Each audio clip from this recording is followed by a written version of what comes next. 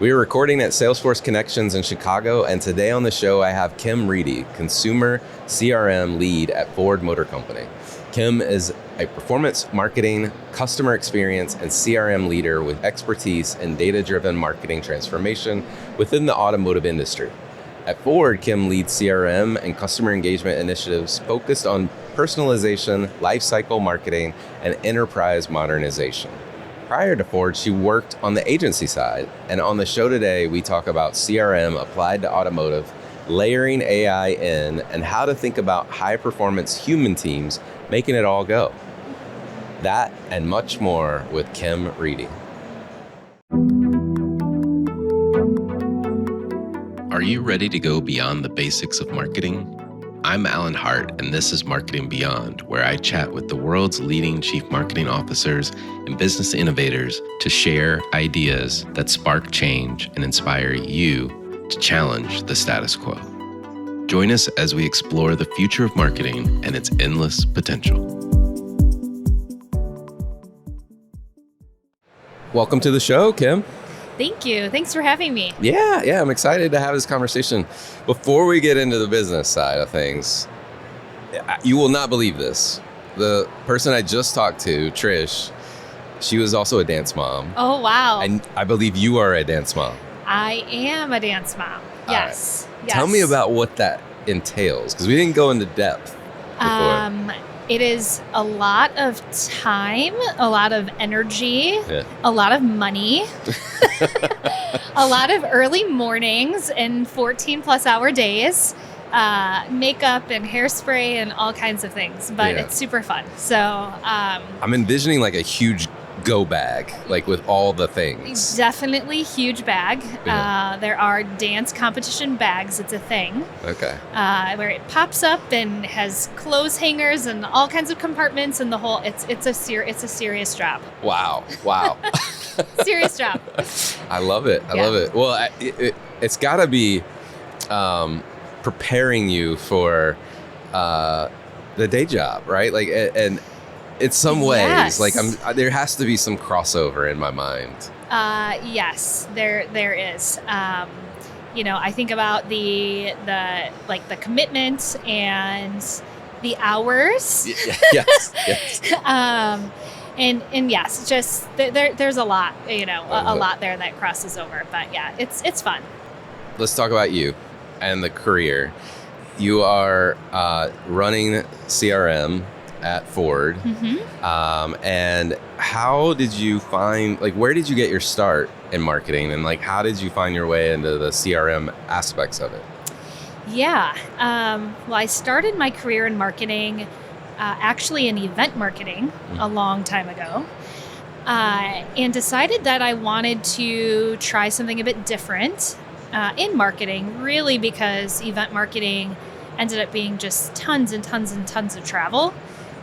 It was really fun, lots of great experiences, lots of seeing different things, but I really wanted to do something that I could really connect with the customer more, wouldn't require necessarily as much travel, and I ended up finding my way to an agency, starting to work on Ford, actually. Oh, wow. And I spent about 9 years actually at a WPP agency, working on Ford, all within the CRM space. And as you know, CRM continues to grow and change and morph. So what it was way back then is very different from what it is now. But that's actually how I started in the space. And then one day you said, I want to go from agency to client side. Yeah. And was that a hard transition, an easy transition? It was easier than I thought, but it was you definitely have to wear a different hat. On the agency side, you're constantly serving your client and what your client needs, whereas internally, you are working on business objectives, still have internal stakeholders or clients, but you're ultimately responsible for those objectives. So it's a little bit of a different hat, a different leadership, I guess I would say. You're more leading versus, the agency servicing, if that makes Right. sense. But Right. yeah. If we look at CRM at Ford, what does it look like? Like, what does your operations look like that you oversee? Who are your key stakeholders? All that good stuff. I currently run the US CRM practice. And within my team and really within my remit is everything from strategy to creative through execution, analytics, kind of the full end to end. And working with internal teams, my team, and then also agency team members as well, to really within all of those spaces. From a stakeholder standpoint, as you can imagine, within an automotive organization, there's many different pillars and stakeholders from, the vehicle and the brand teams, the service teams, the accessories teams, the subscription teams, and on and on and on and on. And all of those different teams are really what I would consider my clients to help with their business objectives ultimately through what we do on my team. Yeah. And so you are, so it's almost you may not use these terms, but like a center of excellence model. Like you're the CRM lead, capabilities owner. Yep. And you serve the entire set of stakeholders inside Ford. Yep. Okay. Yep. And I'm on the business side within the marketing team, and I do have peers in CRM product and, CRM IT and, different areas of the organization. But I kind of feel like I have the fun job of working with all the different business units and coming up with strategies and then ultimately giving, those requirements to my product and IT teams to help develop data solutions or technology solutions, in order to bring stuff to market. So, Right. Well, and you've been in, if I got my facts right, you've been in automotive, so like you're at Ford now, but you were in agency life before. There was also another automotive company in the mix at one point. Yes. And you've been transforming CRM at probably at many points in your career. Yes. Like, what does that look like? And like, when you think about automotive and CRM transformation, like where you start the conversation? Yeah, and you're right. I have worked on automotive probably 80% of my career. I did have a couple years that I worked in travel and hospitality and others, which was a really interesting experience. What I did find in there, though, is that a lot of the same principles and such apply. It's just a matter of pivoting, what you're talking about and the life cycle and such. But within automotive specifically, it's hard. And I say that because, especially with more of the established OEMs that have been around for a long time, they're big organizations and they've been around for a long time. There's really established groups and teams and processes and technologies, and it's hard. But what I've found is to be able to really just kind of pick a spot and start chipping away at what that looks like, and in really partnering with the other teams, like the product teams, the IT teams and such, to really develop what that transformation plan will look like.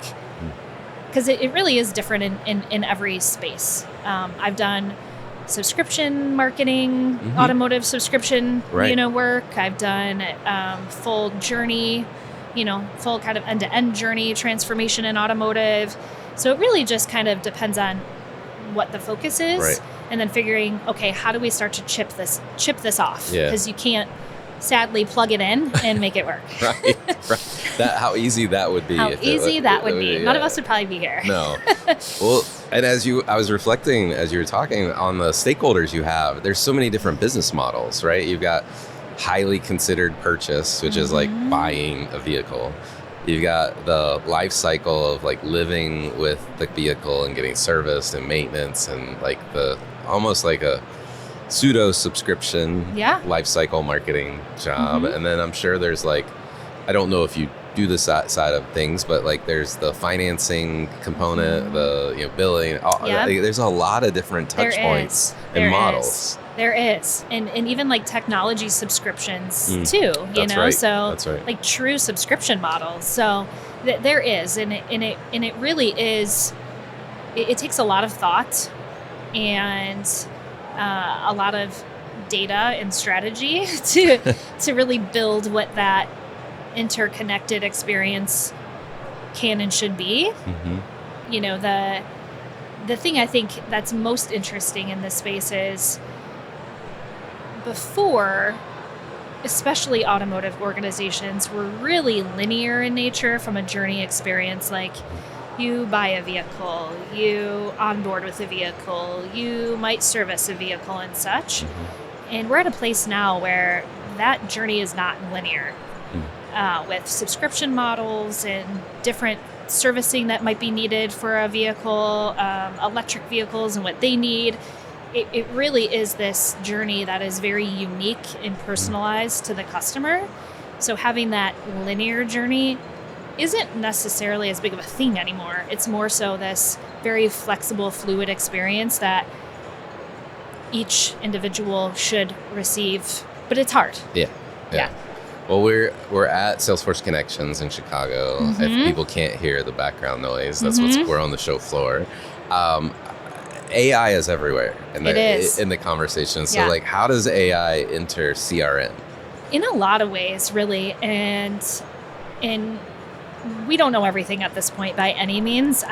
I'm hearing that like everywhere here at Connections is everyone's learning and experimenting and figuring out where it fits. And in a lot of ways, we're there too. But some of the stuff that I've seen is thinking about having models learn behavior and helping that ultimately helps serve what should we send customers, when should we send it, what channel should it be in, those types of things. And then also from a creative standpoint, there's a lot of opportunities there as we think about personalization and every customer having their own experience.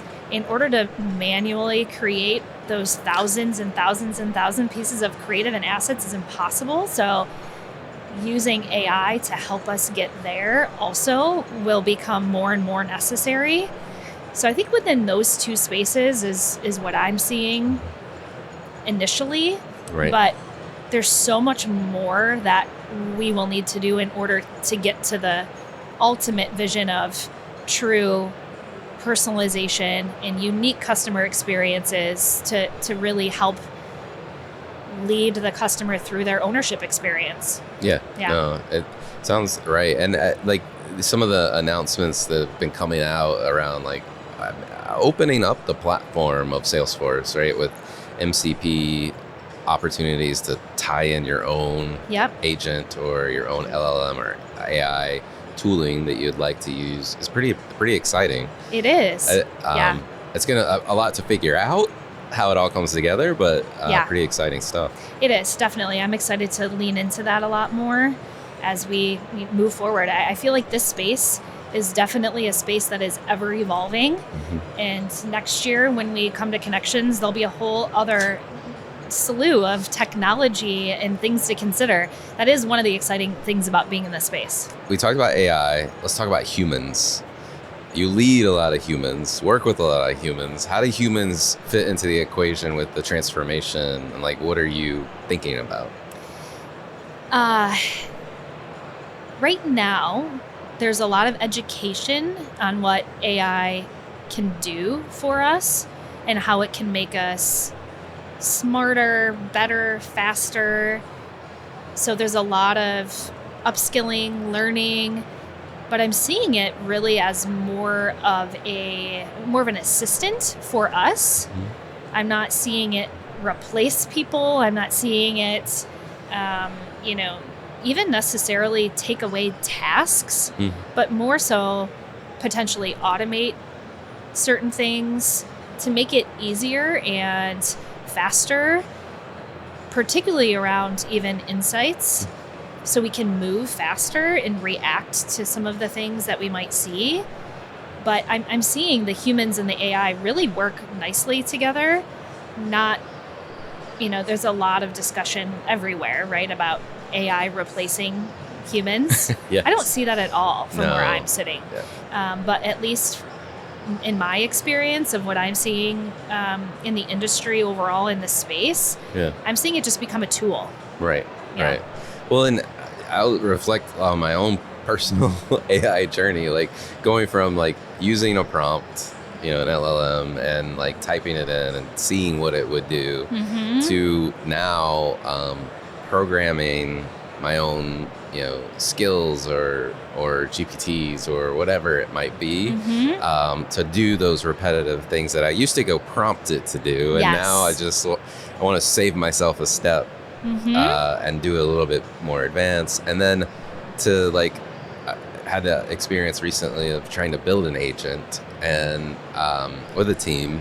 And now that we're done, we are rethinking, should we even have an agent? Because if we use the MCP protocol and could query the data we were looking at, we need to think about this problem differently.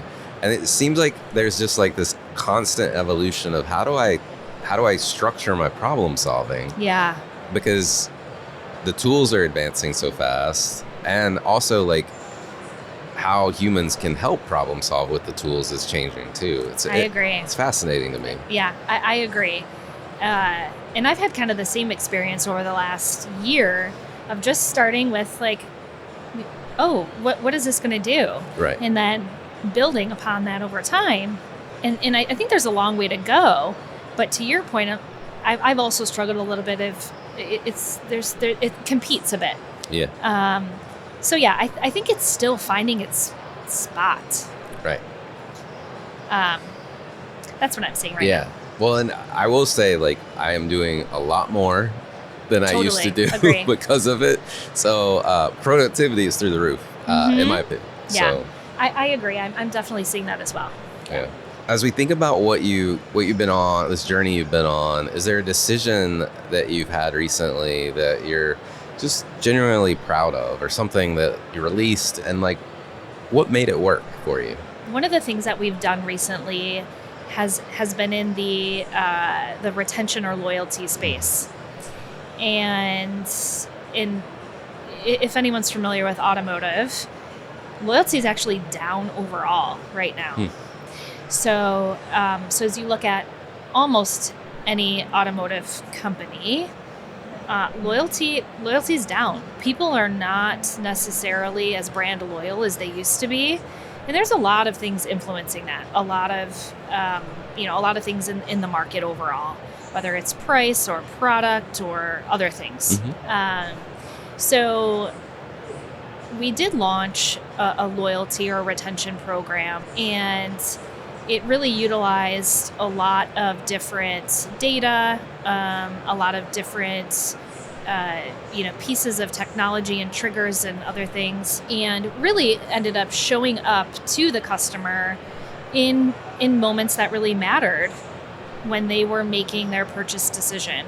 And for a car, that's a big moment. That's a big considered purchase. Most people are not buying $40,000 to $70,000 products on a weekly basis. What we do, sadly, in my space is not going to solve all of loyalty.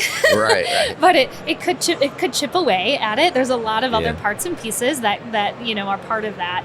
But I think, ultimately it goes to show, I think if you focus on specific business objectives and you're really intentional about audiences and data and content and showing up when it matters most, in a very personalized way, that you can move some needles and really see some great results. Again, I'm not going to solve loyalty for Ford myself with this program, but I do see it as something that will continue to grow and expand and turn into something bigger. So that was really exciting for myself and the team overall. I love it. Well, we've been talking about the complexity of CRM programs and the evolution of them and all the new technology. It's a dizzying pace. And the commitment, both as a dance mom and as a business person running these programs, it shows. It shows. Yes. One of the things we love to do is get to know you a little bit better. And so my favorite question to ask everyone that sits in that chair is, has there been an experience of your past that defines or makes up who you are today? There was one moment that I remember, And this was about 14 years ago because my daughter is 14. So that is a great reminder. And it was back when I worked at the agency for Ford. And I was pregnant. I was invited to this very high-level executive meeting. And I had this, I was much more junior in my career. And I had this opportunity to speak to very high-level leaders at Ford. And it was one of the first experiences that I had of that nature. And I just remember being so nervous and just sweating and, what am I going to do and why am I in this room and look all around and just one of those moments that you're like, I should not be here and I'm pregnant and this is just not the right spot for me right now. But looking back, it was such I'm so thankful for the opportunity where, my leadership at that time, knowing I was much more junior, gave me that experience and it really built confidence. It exposed me to, it was the beginning of, being involved in a lot more things like that. It exposed me to those types of environments, which can be hard, especially as a younger professional to really kind of break into or feel comfortable. So that's one moment that I feel like gave me a lot of confidence to be like, okay, if I can do this, I can do a lot more from that, like a leadership or, kind of being part of that group. So I look back and I'm thankful for that experience. I think it really did a lot for me to then grow beyond. Yeah. That's awesome. Well, if you were starting your journey all over again, what advice would you give your younger self? I would say do things that are uncomfortable. A lot of people often, even myself sometimes still, we fall back into the things we know because it's comfortable and we can do it in our sleep and we know we're right and we have the plan. But especially in this space, there's always something you don't know because probably every day something new comes out and something different to consider. So just be curious and kind of challenge yourself in those ways because that's how you're going to grow. Put yourself in uncomfortable places because that's how you learn and grow. So just having that mindset, I think, is key. That's awesome. Well, is there anything you're trying to learn more about yourself? Yeah, I mean, AI, yes, for sure. We talked a little bit about that, both personally and, professionally in this space, in the CRM space. Obviously, using a lot of the Salesforce products, there's a lot of AI built in really everywhere. So continuing to learn more about that. So how might we use those things? And then, like I said, personally too, like how might I automate some of my tasks that sadly take up a lot of my time from being a dance mom and a professional. So yes. So how could I use some of that to my advantage to then, be curious in maybe other areas. Yeah. Or have time for a yoga class. That's also helpful. That would be nice. That would be nice, right? Or just to get a work at it. Yeah. I started experimenting with AI personally first before business, and I was trying to sell something, and I didn't realize that I could connect this system to my email. And as soon as I realized that, I was like, oh, can you write emails for me? And now it can write emails, and it can't send them on my behalf yet, but it drafts them, and then I just need to go in, review, and hit send. And it was amazing. Yeah. It's a little hack. Yes, so. It is. And, things like that really do free up a lot of time. I don't know if I'm personally in a place that I would even want it to send yet, because I'm like, I don't know that I wanted to send. I kind of want to look at this and is it the right tone and words? Every scenario is different. Yeah. But I'm with you. Like those types of things are so helpful. Yeah. As you look out into the world today, could be the world of dance. I don't know, but is there anything you're just really curious about? Or you look at it and you go, that's interesting. I'm curious to see where AI overall will take us. And I was just talking with someone the other day about this, and I feel actually very lucky that my daughter is the age that she is at 14, and she's not necessarily planning her future yet.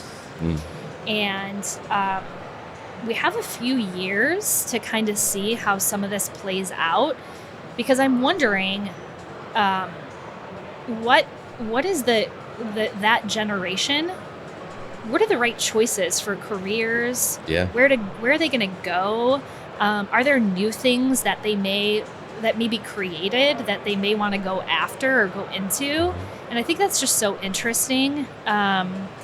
We look back to like the .com era a long time ago, and look at how many things came from that, right? And I'm really curious. Like, I'm just really observing. Like, okay, we probably have like 2 years before we have to start like really talking and considering of like, okay, what do you want to do when you grow up? Right. And I feel like AI really could start to influence some of those decisions. Especially she's a very creative person, and dance and those types of things. And I think about, creatively, of course, you're not going to use AI to dance, but I just think it's just a really interesting time. Yeah. I'm about 4 years ahead of you with my daughter, and we're doing the college thing in the fall, and we've had this exact type of conversation. And, the one thing I've seen, and it actually came up in a conversation earlier today with Kevin Szyminski at Salesforce. Oh, okay. We were talking about this exact topic, and he was interested in what's happening with trades, like trade skills, right? Yeah. Like plumbing, electrical, like the physical things. And I think there's still going to be a place for, computer science and all these things, because everything will evolve. There'll be new problems to solve, I'm sure. Of course. But even in my daughter's, she wants to do aerospace engineering. And that's an interesting field, because as I looked at engineering as a discipline, there's a lot more mechanical engineer majors now than there are other areas because of this push to physical. Yeah. Which is an interesting dynamic. I mean, like, the discipline of engineering and breaking down a problem doesn't change. Sure, of course, and that's still a very valuable skill. But where you apply that, into the physical world or the AI world, is interesting. Yeah, so. I think it's just going to be a bit of a mindset shift. Yeah. I'm excited to see where it goes. And I'm also hearing a lot of kids that are in this space going into electrical or plumbing or other things too, where it's just a very physical thing. So yeah, I'm curious to see where all that goes. So that's my future Kim problem that I do think about it now. I do think about it now. Yeah. Yeah, exactly. Especially as you're saving for that inevitable tuition bill. Yeah. You are in an interesting vantage point. You're a practitioner, you're leading people, you're doing this work, you're working with the technology. As you think about it and you talk to other marketers, what do you think is like the biggest underestimated opportunity that's right there in front of us? Yeah. It's interesting as I've been going through a lot of this work, and I've been talking to other people. I think one of the things that I won't say gets forgotten, but is maybe not as much as at the forefront as it should be, is really the organization and the process. I think a lot of companies are focused on the technology, and we have to do this, we have to get this, we have to, use the next best thing. But the thing that I have found, and as I talk to other people too, is without the right process and the right operational model, the technology is not going to work. Right.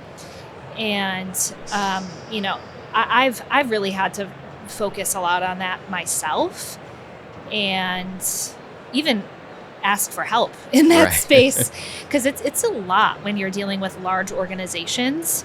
to rally the teams and have that structure be right. But I do think that it's, with the right leadership and the right buy-in and the right vision, it doesn't have to be as hard as maybe it seems, but it's foundational. Yeah. I think it's hard to be successful without those things. I agree. So I would encourage people to really pay attention to that space. Yeah, we think about this too, and I've advised others people. We have like 4 pillars, if you will, and the normal ones you would expect: people, process, and tech, right? And you just talked about process, and I think we've had to add data to the 4th, and it's almost an optimization problem at the end of the day, like a big manufacturing plant, right? Yeah. And if all 4 of those are not synchronized in moving together, and like one is deficient, they all can only go as fast as the slowest partner. You're right. Absolutely. Yeah. Yep. And you're right. Data is another huge part. Yeah. It's one thing to have the data. It's another thing for it to be enabled and available in a way that will sync with the people, process, technology. So I love that ad. Well, Kim, thank you for coming on the show. Yeah, thank you. This was amazing. Thank you for the opportunity.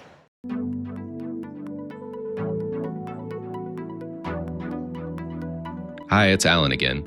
Marketing Beyond is a Deloitte digital podcast. It's created and hosted by me, Alan Hart, and produced by Sam Robertson. We have even more cutting-edge marketing insights headed your way. Be sure to subscribe to our channel to stay up to date with our latest episodes.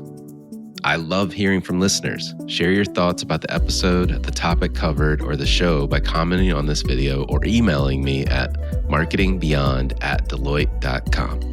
If you're interested in more conversations with industry visionaries, we invite you to explore other Deloitte Digital podcasts at deloittedigital.com/US/podcast. There you'll find the Marketing Beyond webpage with complete show notes and links to what we discussed in the episode today.